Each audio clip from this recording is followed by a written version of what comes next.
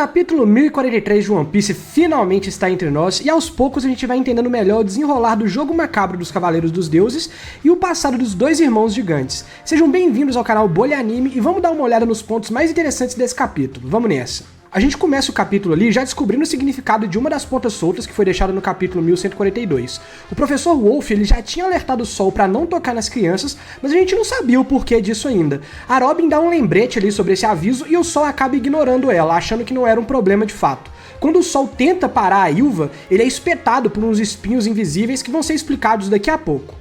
Somos informados ali que as crianças da escola todas foram colocadas para dormir de forma misteriosa, mas apenas 9 delas começaram a andar devido aos poderes da Gunko, como a gente viu na semana passada. O resto das crianças continuou dormindo no mesmo lugar. A gente pode notar também a introdução de um novo tipo de Dendemushi, que ele é chamado ali de Dengomushi. Ele aparenta ser um tipo especial de Dendemushi que só é encontrado em Elbaf. Ele é usado ali para notificar todos os gigantes sobre a situação estranha que tá rolando ali na escola, o que acaba gerando uma comoção em diversos grupos diferentes preocupados com seus filhos e netos.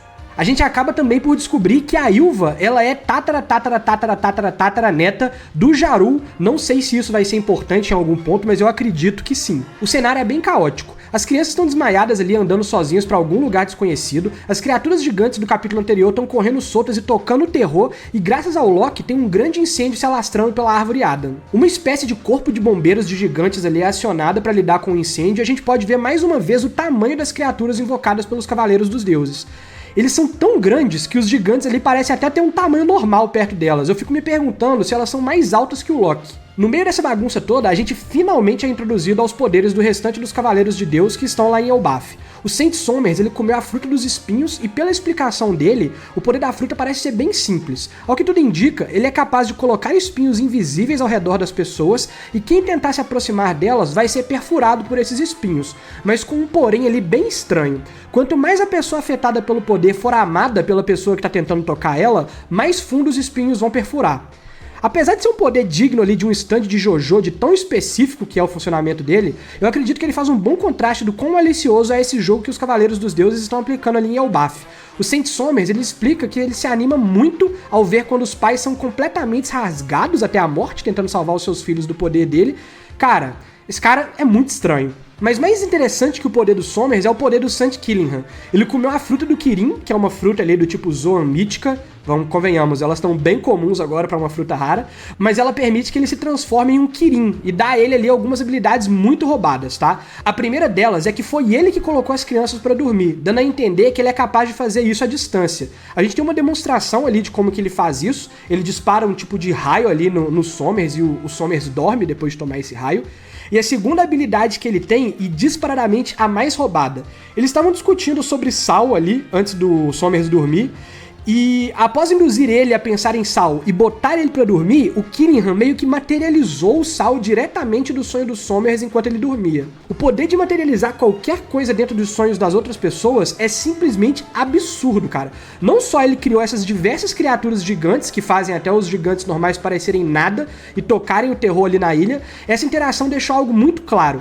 Não basta acordar as pessoas que estão sendo afetadas pelo poder para sumir com as criaturas. Mesmo depois que o Somers acorda ali, o sal que foi criado do sonho dele não desaparece. É explicado ali através de um pequeno diálogo com a Gunko que apesar de ter sabor, a comida feita de sonhos não tem calorias porque ela não existe de verdade. Eu não sei se isso é só um diálogo expositivo ali para dar uma contextualizada no poder do Killingham, ou se isso vai ter algum significado mais pra frente, resta esperar nessa frente aí. Enquanto eles discutem o plano de sequestro das crianças, a Gunko chama a atenção deles de que nem tudo pode sair tão tranquilo quanto eles esperam, porque ela viu o navio do Imperador Luffy do Chapéu de Palha na ilha, já antecipando ali que vai ter um conflito com ele. E meus amigos, um pequeno parêntese aqui, mas eu sempre fico muito hypado quando tratam o Luffy pelo título de imperador dele. O nosso menino agora, filho, bota respeito na galera, absurdo demais. Mas mesmo com a possível ameaça ali de perder o primeiro grupo de 9 crianças, o Somers já deixa a pista de que apesar das outras crianças estarem dormindo lá na escola, elas também não estão seguras, pois a qualquer momento a Gunko pode raptar uma nova leva delas ali. Depois dessa atualização sobre as crianças e os Cavaleiros dos Deuses, voltamos pro centro da confusão. O Luffy e companhia estão cara a cara com o Loki, que agora tá solto, e o Ragnir ali pulsando com raios. O Loki tá botando toda uma marra ali pra tentar ameaçar a galera a soltar a algema final que ficou no pé dele, mas o Zoro já chama a atenção deles pra real situação. O Luffy tinha prometido que caso ele causasse confusão após ser solto, ele mesmo ia lidar com o Lock, e dito e feito, com apenas um golpe ali novo do Luffy, ele nocauteia o Lock, e o Zoro já informa pra gente que toda aquela pose de marrento era só papo. Os ferimentos que o Shanrock fez no Lock nos últimos capítulos realmente eram muito graves e ele estava à beira da morte. O Luffy implora para os gigantes ali que estão com ele para que deem tratamento médico pro Lock, pois ele não quer que ele morra. Apesar de estarem contrariados, os gigantes acabam cedendo ali e a Gerd faz um tratamento nos ferimentos do Lock.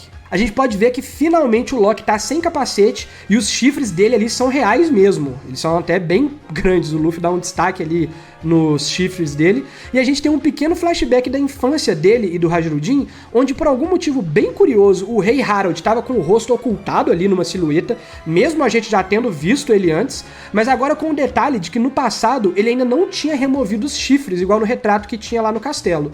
Ele pede ali para que os dois irmãos se deem bem, mas o Lock não parece ter interesse em se dar bem com seu irmão Hajirudin, devido a ele não ser sangue puro como o próprio Lock, até mesmo chamando o Hajirudin ali de bastardo de uma mãe de sangue ruim. Vemos ali que o Hajirudin guarda ressentimento disso até hoje, e ele já tá ali preparado para matar o Lock, quando o Lock solta a bomba que todo mundo já esperava, né? Vamos ser sinceros.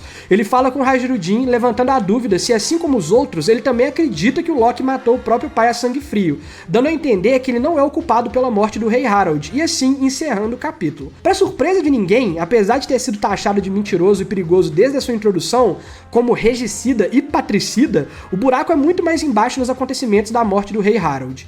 Esse capítulo mostrou várias coisas interessantes e já acabou derrubando por terra algumas teorias que a comunidade tinha. Algumas pessoas se perguntavam se os Cavaleiros dos Deuses tinham poderes vindos do Imu-sama ou se ele realmente tinham frutas. E agora a gente tem a confirmação oficial de que eles têm sim poderes vindos de frutas.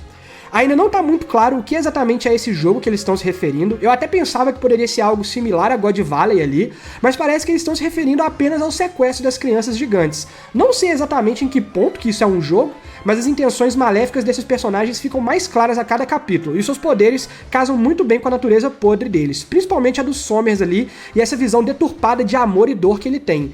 E uma das teorias de que as crianças deveriam ser acordadas para anular os monstros gigantes possivelmente também caiu por terra, visto que, como eu disse, o Sal continuou existindo mesmo depois de os Sommers acordar. Eu me pergunto qual vai ser a solução para esses monstros gigantes soltos na ilha.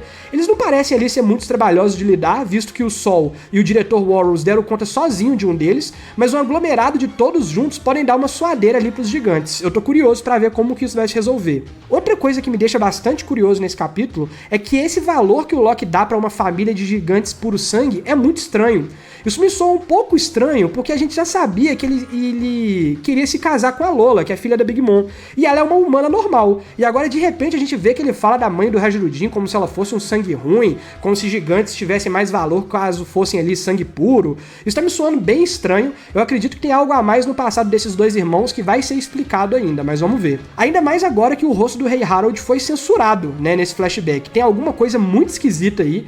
E pelo final desse capítulo, eu acredito que na semana que vem nós vamos descobrir pelo próprio Lock exatamente o que aconteceu naquele dia 6 anos atrás. Também é interessante ver que o Hold, ele deu uma suspeitada ali de alguma coisa depois de ver os ferimentos do Lock. Achei estranho isso também. Será que ele sabe alguma coisa sobre os Cavaleiros dos Deuses estarem na ilha? O que vocês acham? Me falem aí nos comentários, deixa o like, se inscreve no canal para não perder os próximos vídeos. Eu vejo vocês na semana que vem. Falou!